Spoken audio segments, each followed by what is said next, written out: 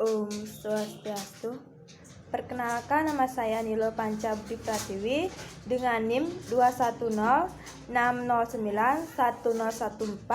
dari Prodi D3 Kebidanan, Fakultas Kedokteran, mata kuliah Pendidikan Agama Hindu, Universitas Pendidikan Ganesha. Di video kali ini saya akan menjelaskan LKM ke-6, yaitu mengenai pertanyaannya. Yang pertama yaitu orang suci menurut agama Hindu. Jadi, menurut agama Hindu, orang suci umat Hindu merupakan orang yang telah memiliki status Dwijati dan peran sebagai orang suci secara lahir dan batin berdasarkan ajaran agama Hindu. Jadi, orang suci adalah orang yang taat pada ajaran Hindu dan memiliki tugas sebagai pembina dan pelayanan umat Hindu. Yang kedua adalah cara penyucian orang suci. Adapun cara penyucian orang suci yang dibedakan dalam dua golongan, yaitu yang pertama golongan Eka Jati dan golongan Dwijati. Golongan Eka Jati adalah orang suci yang melakukan pembersihan diri tahap awal yang disebut Mawinten. Setelah melewati tahap Mawinten, golongan Eka Jati dapat memimpin upacara keagamaan yang bersifat riyatnya. Orang suci yang termasuk kelompok Eka Jati yaitu pemangku, pinandita, balian, dalang, dukun, wasi, dan sebagainya. Sedangkan golongan Dwijati yaitu adalah orang suci yang melakukan penyucian diri tahap lanjut atau medikse. Orang yang telah melaksanakan proses meditasi disebut orang yang lahir dua kali. Kelahiran yang pertama dari kandungan ibu, sedangkan kelahiran kedua dari kaki seorang guru rohani dan acara atau nabi. Setelah melakukan proses medikse, orang suci tersebut diberi gelar sulinggih atau pandita. Kata pandita ini berasal dari bahasa Sanskerta yaitu pandit yang artinya terpelajar, pintar, dan bijaksana.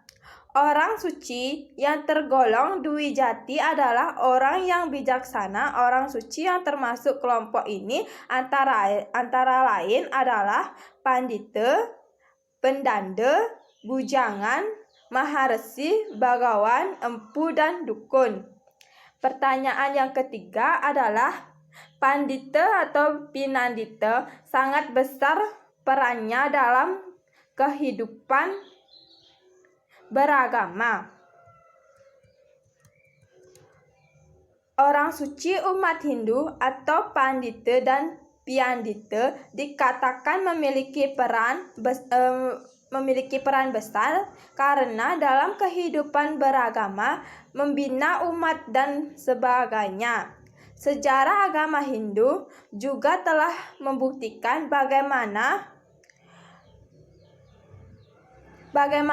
perannya para orang-orang suci Hindu pada zaman dahulu di dalam menyebarkan agama Hindu, di dalam membina kehidupan keagamaan di tengah-tengah masyarakat dan merusak ajaran-ajaran tersebut pada masa yang akan datang. Pertanyaan yang terakhir yaitu yang keempat, pengertian orang suci, pandita atau penandita. Pengertian dari orang suci, pandita dan piandita yaitu pandita atau piandita secara umum dikenal dengan nama orang suci, yaitu seorang yang memiliki kewajiban untuk melaksanakan upacara baik dalam skala besar maupun skala kecil. Orang suci juga dapat diartikan sebagai orang yang mampu menerima getaran-getaran gaib, memiliki mata batin dan dapat memancarkan kewibawaan rohani serta dapat mewujudkan ketenangan dan penuh welas kasih disertai kemurnian lahir dan batin dalam mengamalkan ajaran agama. Adapun pengertian pandita dan piandita ini, yang pertama pengertian pandita. Pandita adalah golongan orang suci yang telah dwijati, yaitu orang suci yang melakukan penyucian diri tahap lanjut atau mediksa, yaitu disebut telah lahir 2 kali. Sedangkan pengertian pinandita adalah pemangku eka jati. Eka jati ini berasal dari bahasa Sanskerta. Eka berarti sati, dan jati berasal dari kata ja yang berarti lahir. Jadi eka jati berarti lahir sekali, yakini lahir hanya dari ibu kandungannya sendiri. Orang suci yang tergolong dalam eka jati adalah pemangku atau disebut juga pinandita. Sasanan dan wewenang orang suci, pandita dan pinandita. Dalam kitab Siwa Sasana yang disebabkan bahwa sejak seseorang mendapatkan diksa atau upacara penyucian, mereka dikenal sebagai dwijati, dan padanya diharapkan mulai mematuhi segala peraturan kebrahmanaan. Rohaniawan atau pandita dan pinandita yang melalui proses tata upacara diksa inilah yang mempunyai wewenang luas dan lengkap dalam pelaksanaan loka pala sraya. Itu yang diyakini wewenang di dalam memimpin atau menyelesaikan sebagai yajnya, termasuk dalam memberikan air suci tirta. Orang suci memiliki wewenang orang suci secara umum atau pandita dan piandita ini. Yang pertama, berbuat kerti, artinya melakukan suatu pertolongan terhadap manusia. Yang kedua, taat dan brata, artinya melakukan puasa sebagai pantangan. Yang ketiga, semadi. Semadi ini yang artinya sering melatih diri dalam ajaran yoga. Keempat, aji ajmatmika, belajar mengetahui ilmu kebatinan. Yang kelima yaitu aji tarka, yang berarti tekun belajar huruf suci yang ada di badan. Yang keenam, trikaya parisuda, yang artinya 3 pembuatan yang patut disucikan. Ketujuh, sojaring manu ini yang artinya mengetahui ajaran menawaan yang dharma sastra dan ajaran kesusilaan.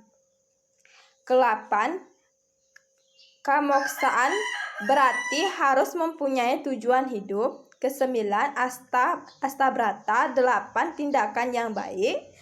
Yang ke-10, buwana riwa, yakini memiliki pengetahuan tentang buana alit dan buana agung.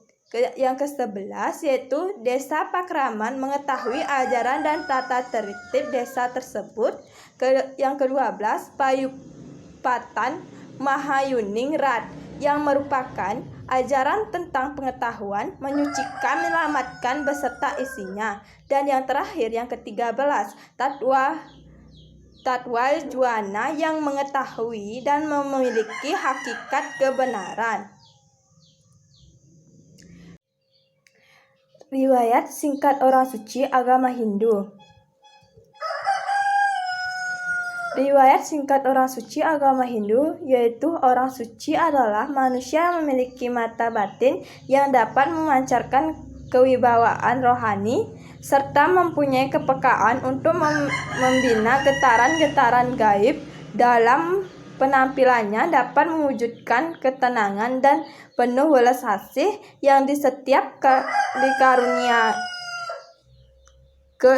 yang disertai kemurnian lahir dan batin dalam mengamalkan ajaran agama, tidak terpengaruh oleh golongan hidup suka dan duka.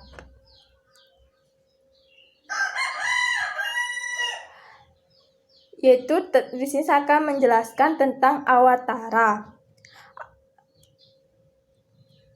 Pengertian dari awatara yaitu dalam kamus istilah agama Hindu, awatara berasal dari kata ayat yang artinya bawah, dan tara atau disebut dengan tra artinya menyeberang atau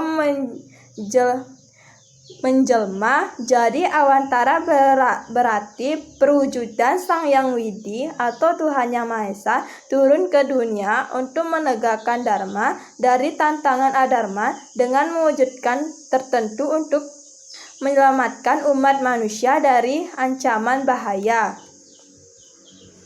Awantara ini biasanya ditandai dengan turunnya ide Sang Yang Diwasa yang turun ke dunia untuk menyelamatkan manusia dengan manifestasinya sebagai Dewa Wisnu turun ke dunia dengan mengambil wujud tertentu.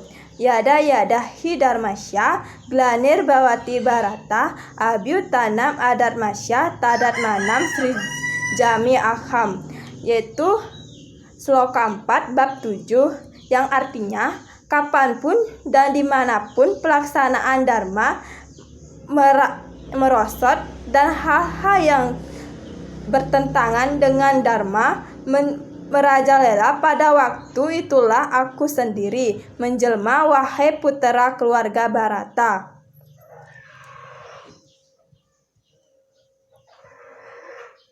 Paritranya sadahnam vinasya ca duskritam dharmam tapanastya sambhawami yuge, yaitu sloka 4 bab 8 yang artinya untuk menyelamatkan orang saleh, membinasakan orang jahat, dan untuk menegakkan kembali prinsip-prinsip dharma, aku sendiri muncul pada setiap zaman. Yaitu di sini saya akan menjelaskan tentang bagian-bagian dari awantara. Dalam Wisnu Purana dikenal 10 perwujudan Sang Yang Widi, Sang Yang Diwasa dalam menyelamatkan dunia, yaitu Matsya Awantara, Kurma Awantara, Varaha Awantara, Narasimha Awantara, Wamana Awantara, Parasurama Awantara, Rama Awantara, Krishna Awantara, Buddha Awantara, Kalki Awantara, dan Matsya Awantara. Dan yang keempat saya akan menjelaskan bagian dari awantara. Yang pertama, Matsya Awantara. Matsya Awantara ini ikan yang maha besar, muncul pada zaman Satya Yuga, bertujuan untuk menyelamatkan benih manusia yang terancam punah. Yang kedua yaitu Kurma Awantara. Kura-kura raksasa muncul pada zaman Satya Yuga yang bertujuan untuk menahan gunung Madargiri supaya tidak tenggelam. Yang ketiga yaitu Waraha Awantara, badak besar, yaitu muncul pada zaman Satya Yuga. Yang keempat Narasimha Awantara, yang manusia yang berkepala singa yang membunuh Raja Hiranyakasipu sebagai tokoh adharma saat itu muncul pada zaman Satya Yuga. Yang kelima yaitu Wawamana Awantara, yang artinya orang kerdil yang membunuh Raja Bali sebagai tokoh adharma, muncul pada Tirta Yuga. Yang keenam Parasurama Awantara Pandita yang selalu membawa kapak memberi kesadaran kepada kesatria untuk mengendalikan dharma atau kepemimpinan dengan sebaik-baiknya muncul pada zaman Trita Yuga. Yang ketujuh yaitu Rama Awantara putra Prabu Dasarata guna membela adharma yang dipimpin oleh Rahwana yang pasukannya terbasmi muncul zaman Trita Yuga. Ke-8 yaitu Krishna Awantara, putra dari Prabu Wasudewa dengan Dewi Devaki menghancurkan Raja Kangsa dan Jasmananda. Golongan adharma pada saat itu muncul pada zaman Dwapara Yuga. Yang ke-9 yaitu Buddha Awantara, putra Prabu Sudasana dengan Dewi Maya bertugas menyadarkan manusia agar bebas dari penderitaan melalui jalan tengah di antara ke-8 cakraman atau putaran hidup yang muncul pada zaman Kali Yuga. Dan yang terakhir yang ke-10 adalah Kalki Awantara. Awantara yang ke-10 ini menurut keyakinan agama Hindu, beliau akan datang nanti pada akhir zaman Kali Yuga bila adharma sudah betul-betul merajalela. Nah, itulah penjelasan dari pertanyaan-pertanyaan LKM 6. Saya tutup dengan Paramesanti. Om Santi Santi Santi Om.